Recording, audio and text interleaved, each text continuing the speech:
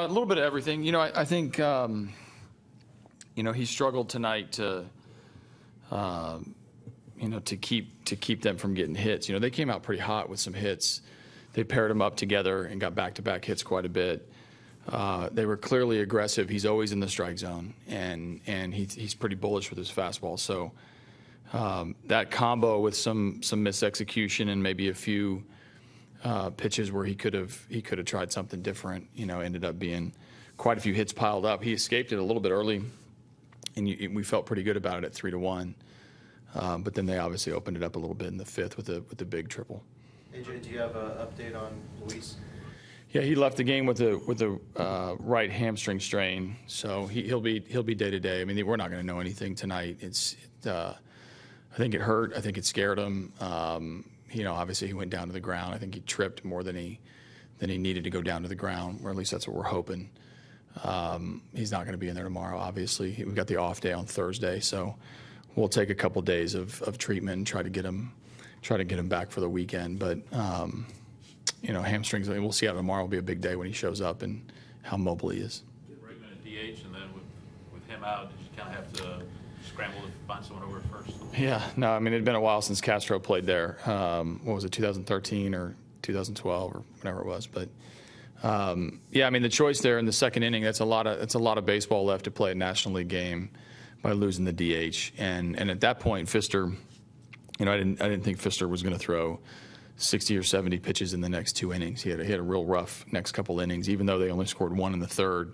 It was 30-plus pitches, and then the fourth was okay, and then the fifth he was obviously out of the game. So not knowing where that game was going, I felt comfortable with Castro going in. He made a couple of defensive plays that that it were just kind of being athletic, and from his shagging days, it's not something he's used to doing. But with Bregman DHing and a short bench, that was a bind for sure. Given the way they were hitting Pfister and he needed so many pitches to get through those innings, did you consider taking him out earlier, or has he kind of earned a longer leash based on his? No, he's pitched well. He keeps the ball on the ground, and we're one pitch away from getting out of the inning. The big at bat, Castro, when we went out and had a discussion with an open base, he was going to try to play with the infield in. He's trying to get some missed contact off the barrel. He ended up pitching around him a little bit, and then with Headley, gets a medium fly ball for a sac fly, and he just left a pitch up to Hicks. So if we could manage this game backwards, then yeah, it's interesting to do something different. I think with Doug,